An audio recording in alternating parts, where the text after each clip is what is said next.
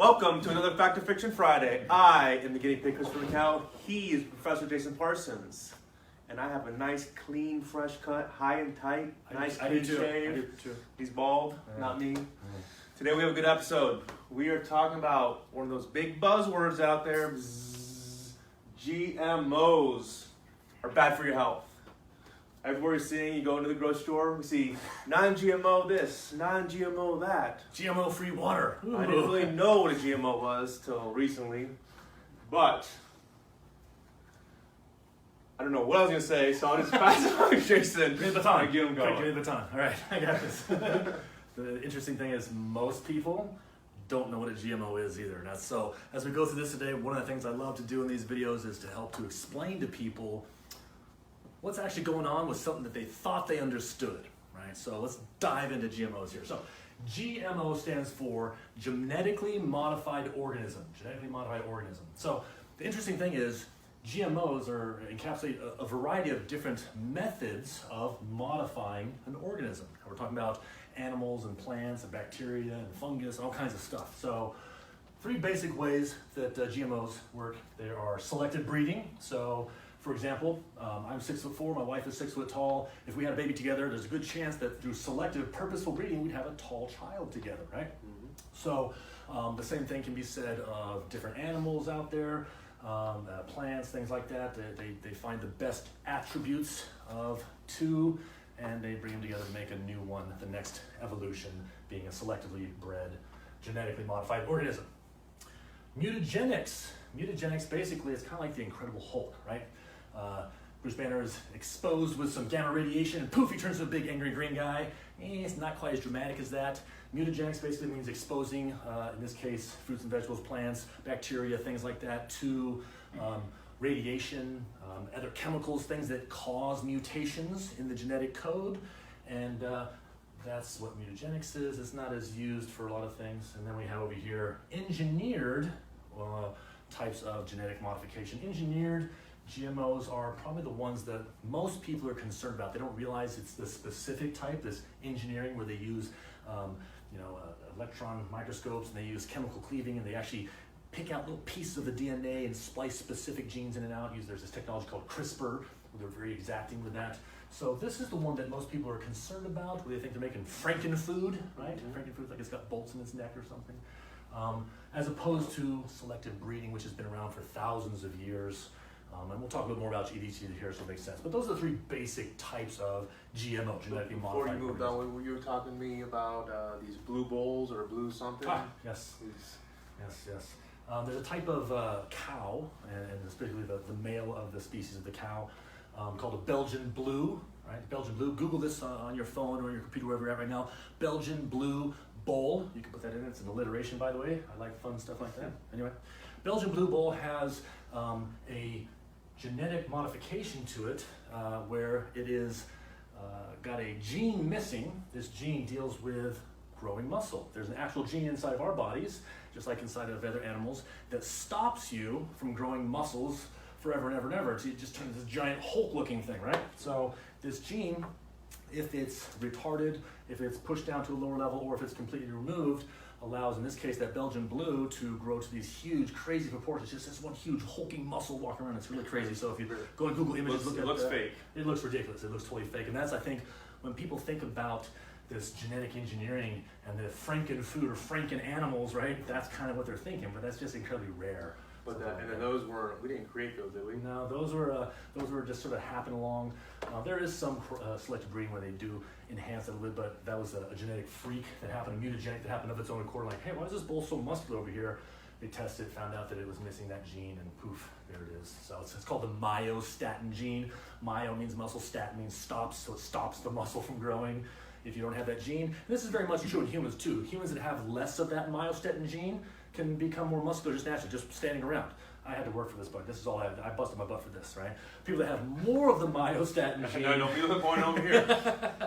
It's harder for them to get as much muscle because that gene is actually retarding the growth of muscle. So we all have it in our bodies, and different amounts of it based on your genetics determine how much predisposition you have to having muscle on your body. So it's an interesting thing. Bully whippet dogs also have this. You can Google that one too. Google that on your computer there. Bully whippet. Really weird looking things. Yeah, go on that computer. It's weird.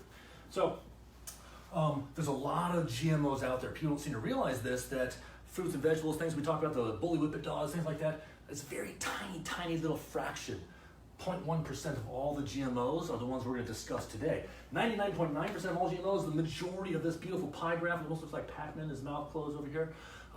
Most GMOs deal with bacteria and viruses, and they're in the scientific community used for studying disease management and things of that nature. They're stuff we never hear about, don't even know about, because it's not out in the popular field like this. So what most people know about for GMOs, they're talking about, corn, tomatoes, things you can see at the grocery store, stuff that's on Facebook or popping around, or made up things like, fish with 5 eyeballs or weird things. A lot of stuff that's increased our life expectancy. All good stuff. And so all the vast majority of the GMOs out there are meant to help us. And some of these things you can see, we'll talk about here in just a second, are really good things. That you are already using GMOs, you just don't know it, right? Interesting enough, thousands of studies have been done on genetically modified organisms. In this case here, I put down 1,500 plus studies out there, and across the board they say that they're safe. GMOs are safe, safe, safe. Now, opponents of GMOs will say, but those studies don't say it's 100% guaranteed perfectly safe. The reality is nothing is. Scientists will tell you right now that nothing, no substance anywhere in the world is 100% guaranteed to be safe. If you don't get enough oxygen, you'll die. If you have too much oxygen, you'll die. You don't have enough water, you'll die. You have too much water, you'll die. So is oxygen bad for you? Is water bad for you? No. The reality is, as we've said many times before, it's the dose that makes the poison. And in the case of GMOs, the studies unanimously across the board say that they're safe for us. So being worried because we can't say the words absolutely perfect, 100% safe, nothing is. So you're not going to ever get that answer from an actual scientist. So saying because they don't put those words out there that they're bad, you're kind of running to the wrong direction. So let's relax a little bit. Back to the good stuff about what GMOs have done. So again, the vast majority of GMO usage is on bacteria and viruses and even mice, and studies, things like that, to try and find ways to solve disease and extend life, longevity in humans and things of that nature, increase food opportunity. All those studies and stuff out there have brought us some great advancements, right? A lot of us are alive past the age of 30 because of vaccinations that are built off of GMOs and other such things. In America, a lot of people have diabetes, type 1, type 2 diabetes, and if you're insulin dependent, you need to take insulin shots. Yay, you're using a GMO, right? Because insulin is created through a bacteria that's genetically modified. Lucky us, we have that opportunity. Multiple sclerosis people that have multiple sclerosis have to use interferon made with a GMO. Cancer, people that have cancer deals with degradation of their bone marrow. If they have radiation therapy or chemotherapy, something leukemia that mess up their bone marrow. Your bone marrow is where you grow a lot of your red blood cells. If you have that messed up through radiation, chemo, and or leukemia, whatever the issue is, you get EPO given to you. EPO, erythropoietin, is a medication used to increase red blood cells. A lot of people may have heard of EPO because like Lance Armstrong, the cyclist, a lot of athletes use EPO because increasing red blood cells means you can transport more oxygen, means you can work harder for longer. A lot of athletes cheat and use that stuff. I don't recommend doing that. That could be a bad problem. You also can have GCSF. I was going to memorize what that means, and I forgot it. I tried for like 20 minutes before this. I still can't remember what the hell it stands for, but that's another medication that is GMO made. If you are lactose intolerant, you drink a lot of milk, you like ice cream, like yogurt, but it isn't like you, bad things happen back here. When you have that stuff, you're probably not producing as much lactase, the enzyme that helps your body to break down lactose, the sugar found inside milk products. So you can get that over the counter. You get that lactate stuff, those pills you take to help you process that sugar. That lactase came from a GMO.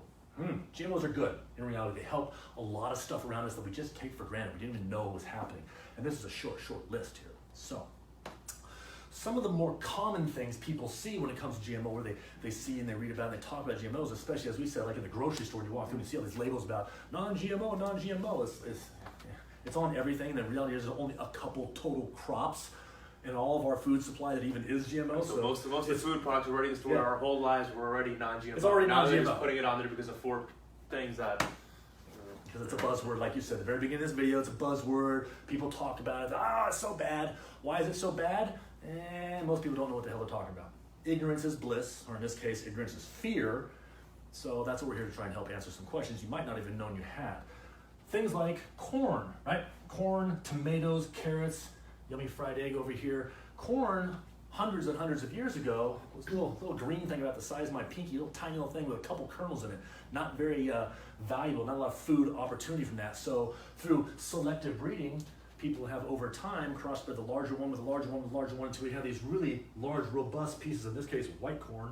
Chris didn't want to fill in the yellow on each of those kernels, so we went with white corn. Someone took my yellow marker with the red marker. We got a thief around here, it's really weird. Oh, I got a pink tomato. So, the corn we eat today... It's not genetically engineered. The tomato is definitely not. The corn we have today, not only is it larger with more sugar, so it tastes better from the genetic modification, but also the perfect formation is based off of genetically modified. Some of these crossbreeding techniques are not just for the nutritional value of sugar content, vitamins, minerals, enzymes, things like that, but also for visual appeal. The reality is, especially here in America, we're super spoiled. Not only do we have way more food available than we probably need, but we're so finicky and picky about it, we want to look perfect also. And a big part of the GMO process, specifically that selective breeding, is to make, in this case, tomatoes that are beautiful globes of soft perfectness with very minimal seeds in them, right? People don't want seeds in their tomatoes, they want to be seedless as much as possible. You've probably seen sometimes you go to the grocery store, it'll be like one little section by the tomatoes that has some heirloom tomatoes, and they look like they're little Frankenfoods over there, like, what's wrong with those? And that's how tomatoes normally are if we don't use selective breeding to get the perfect globes. So that's what's going on with those. Carrots. Carrots, many moons ago, back in the 17th century, the Dutch started breeding carrots that used to be, again, the size of my pinky, tiny little things that were like yellow and some were red, kind of bitter, not very sweet. And the crossbreeding with the best selective forms have made these big, beautiful, orange, sweet, sugar-filled carrots that we know today. Very different than they used to be hundreds of years ago. And then, of course, over here, eggs. We don't have GMO eggs per se, but we do have GMO chickens for two main reasons. The selective breeding that we do with chickens, we want to have chickens with big, luscious, big breasts. The muscle in the chest, of course, is what I'm talking about, because that's the most common meat that we eat from chickens. So the larger they are, the more you can make money from it. That's one reason. And of course, the eggs that chickens produce as well. We have done selective breeding to find the chickens that produce the most eggs. An average chicken, a couple hundred years ago only made 20, 30, 40 eggs a year. Now they're pumping out 300 eggs a year. It is what it is ethically, but the reality is that's what the crossbreeding was done for, to find the biggest breasts and the most eggs coming out of those chickens, so they're optimal for our food supply. So most of the, when it comes to food products, it's been a lot of crossbreeding as far as the GMO goes, not engineered or even Correct. I think these are what people are scared off of. People are scared of the mutagenics and the engineering, not as much the selective breeding. But reality is, for most of our foods that are GMOs, which is most foods are GMO. They're modified. I just told you these ones are modified. And guess what? Carrots are not listed as GMOs when you go to the grocery store, but they are GMO'd. They're selective breeding modified. And then people argue and say, well, that's not what I'm talking about, Jason. I'm talking about when humans interfere and start messing with the genes. Okay, well, technically we are with the breeding up here, but I'll push that aside. Most people are concerned with mutagenics and the engineered foods. So there are engineered corn. BT corn is a type of corn that's been engineered, spliced with genes that actually are pesticides that kill off the caterpillars that go eat that corn normally, right? So that is a registered GMO, in this case engineered type of corn. But there's only a handful, and we're talking less than I have fingers of total GMOs, specifically engineered GMO foods available in the United States, less than 10, right? So there's only a few total, not a huge number like people seem to think. But most of the fruits and vegetables we have available today have been selectively bred, right? Something people don't know, kale, spinach, broccoli, and cauliflower. Did you know that those are all the same plant? Those sound super. It's all the same plant. Is it? Yes. Kale? It's all the same plant. They've been GMO'd, bred for the flowering portion of it or the leaf portion of that same plant to get the benefit out of it. It's all the same thing. Google that. Don't believe me. Never believe anything Jason says. Google me. Check it. Fact check me. Those are superfoods, aren't they? Superfoods. I think we have one of those coming next. They should probably make a video on superfoods, because unless they're wearing a cape, I don't think it's a superfood. Anyway, so pluses and minuses of GMOs. Now, we're going to talk about the pluses specifically, because I already talked about some of the pluses of these things. Delicious, tasty, more of it, all kinds of good things from the selective breeding process. Let's talk about the engineered foods. There's got to be some positives, those, to overwhelm the people that are saying, oh, they're all bad. So some of the great things about genetically engineered organisms, right? Where they use like CRISPR or the technologies to just splice specific genes. Well, it's very exact, right? For mutagenics, or even just regular selective breeding, when you put two plants together and you breed those, or you take two humans and put them together, my wife is tall, I'm tall, we come together, we can have a short child. Because it's kind of like this, we're crossing our fingers and hoping certain genes will cross over from that breeding like that, but the reality is it's not exact. However, when we do it in an engineered fashion, it's very exact. You can modify a single or just a couple genes to get the exact result that you're looking for, such as with that BT corn that we were talking about, right? Exactly the genes you want, exactly the response you want. It's very predictable and it's replicatable. Now this is very important because it's not a crapshoot. Scientists don't like to cross their fingers and hope when it comes to genetic editing when they're doing this genetically engineered foods, because they're trying to get a specific thing and be able to do it over and over and over again, so it's not a guesswork type of situation. That's why I got a little computer down here. Negatives of genetic engineering, the other side of that coin there, there's this eternal war going on. I mentioned earlier the BT corn, so the specific GMO corn that's been engineered to have that pesticide built in that kills the worms, the caterpillars that come up trying to eat that corn. Well, the great thing is that means we get a higher yield in the crop. Those caterpillars aren't eating the corn, so we get to harvest all that corn, we can feed more people. Awesome, that's a great thing. The problem is that super strain of corn means that those caterpillars have nothing to eat. Those caterpillars die, they don't eat that corn, they go somewhere else, there's less of them, whatever's going on there, we've killed those off, and now some other creature comes along to take that place in the ecosystem that was already occupied by that caterpillar, and an alien invasion happens. A goat comes in and eats what the caterpillars want. It's weird. So we're kind of messing with the ecosystems by us interjecting this genetically engineered food in there. It starts to change things. So a lot of people complain it's like we're playing the hand of God over here by engineering things of this nature. The reality is there's always things changing across all ecosystems everywhere. Just like the weather comes through and changes things. Hurricanes here in South Florida come through and mess up the shoreline and screw up where the turtles were laying their eggs. And man, was that something we caused? It was just the weather? Things are always changing. The only thing we know is absolute is everything will change. Yes, we have a hand in what's going on with the foods we're trying to feed humans with. In the case of these super strains that we've created with GMOs and these alien invasions of new predators, if you will, coming in trying to take the place of the ones that we got rid of, it's just part of the game. It is what it is. If you want to call it bad, that's your choice to do. That's an ethics thing more than anything. And then, of course, over here, this last bullet point we have here, I really love that Chris has amazing artwork capabilities. I mess up stick figures. This dude busted out a stormtrooper over here. Genetic erosion is another negative, if you will, for GMOs. And what that means is, in order for a genetically modified food to get to the table, before it gets to the marketplace, it has to go through years and years and years of very stringent regulation and testing to guarantee it's not going to mess up the ecology around the world or hurt humans. Remember all those studies we talked about over here, the 600 studies? It has to go through study after study after study and peer-reviewed literature and all this stuff to prove it's not going to mess people up or hurt the ecology, right? So sometimes it's up to 12 years of jumping through hoops and making sure that this GMO is on the up and up. It's going to be a good thing and have a positive net value as opposed to negative net value. And so all that time, all the things they have to do is one of the things they have to make sure happens. And again, I said over here, this is exact with this genetic engineering. Well, the interesting thing is that, like say for example, that BT corn, all the BT corn has to be genetically identical. It has to be like a clone, if you will.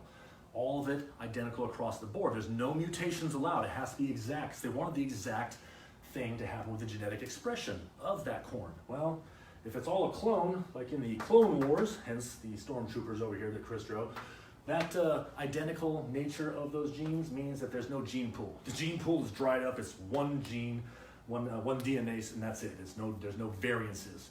And that kind of goes against nature, if you will. Nature is about variety. It's about spontaneous mutation, right? Spontaneously mutating out there. That's how evolution occurs, a spontaneous mutation and things branch off. Whichever one survives, that's the one that survives, right?